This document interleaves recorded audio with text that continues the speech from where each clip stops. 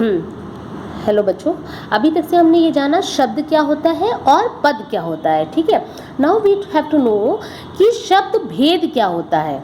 ठीक है, यानी काइंड्स ऑफ वर्ड। आप शब्द को कितने भाग में बांट सकते हो।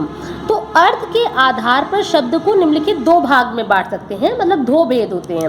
अब पहला कौन सा है? सार्थक, दूसरा है निरर्थक। सार्थक शब्द क्या होता है अब जानते हैं।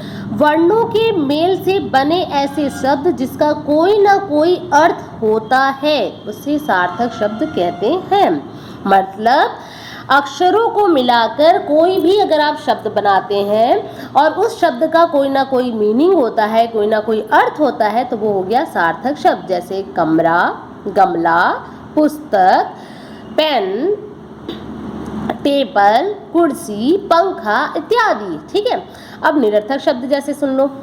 वर्णों के मेल से बने ऐसे शब्द जिनका कोई अर्थ नहीं होता, उन्हें हम निरर्थक शब्द कहते हैं। निरर्थक शब्द जैसे कैसे कह लिया? जिन अक्षरों को मिलाकर कोई भी ऐसा शब्द बना दे जिसका कोई अर्थ ही ना निकले, उसे हमने कहा निरर्थक शब्द। जैसे अभी आप कमरा का उल्टा ही करके देख लो, राकम, मगला, कस्तपू। अब ये सब तो कोई शब्द होता नहीं है, ना ही आप समझ पाओगे कि मैम को क्या चाहिए। ठीक है, तो इसका मतलब इन शब्दों का कोई अर्थ नहीं है। तो जिन शब्दों का अर्थ होता है उसे हम कहते हैं सार्थक शब्द, जिन शब्दों का कोई अर्थ नहीं होता उसे हम कहते हैं निरर्थक शब्द। ठीक है, अब शब्दों के भेद के अन्य आधार भी किए जा सकते हैं। आप इसको अगली कक्षाओं में पढ़ोगे आगे आने वाले टाइम पे। ठीक है, अब शब्द के विविध रूप शब्द भंडार शीर्षक के अंतर्गत आए जाते हैं। ठीक है, आगे आपको मिलेगा काफी सारा शब्द। अब आप इसको जान लो, शब्द रचना क्या होती है।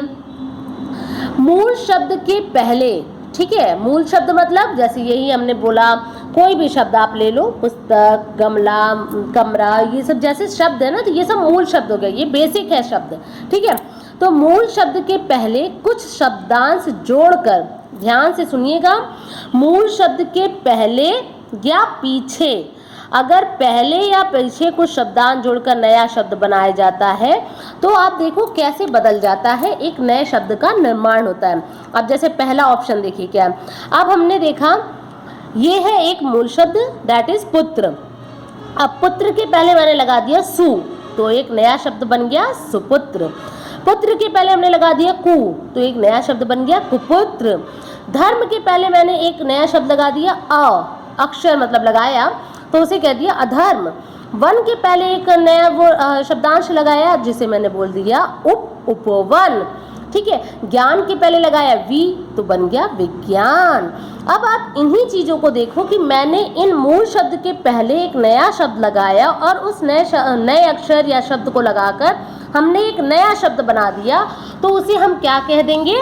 उपसर्ग। तो यानी मूल शब्द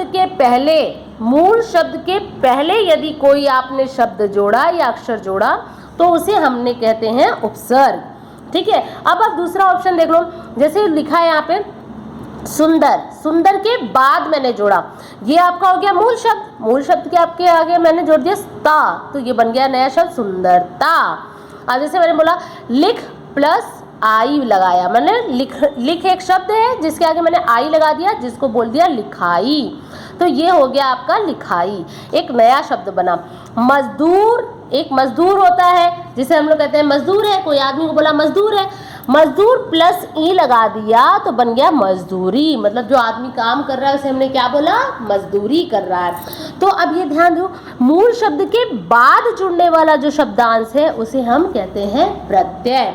तो आपको ये बात बिल्कुल अच्छे समझ में आनी चाहिए कि मूल शब्द के पहले जुड़ने वाले शब्दांश को हम उपसर्ग कहते हैं, मूल शब्द के बाद में जुड़ने वाले शब्दांश को हम प्रत्यय कहते हैं।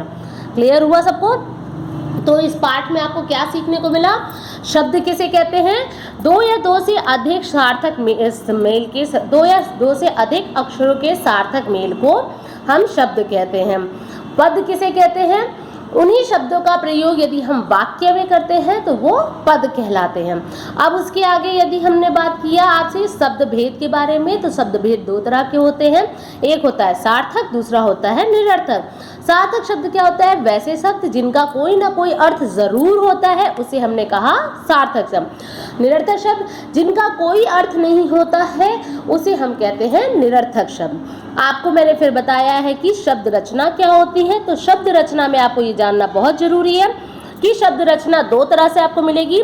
मूल शब्द के पहले जुड़ने वाले शब्दांश को हम उपसर्ग कहते हैं, मूल शब्द के बाद जुड़ने वाले शब्दांश को हम प्रत्यय कहते हैं। ठीक है, आपको ये पाठ समझ में आ गया? यदि कोई आपको डाउट हो तो आप हमसे पूछ सकते हैं। ठीक है बेटा।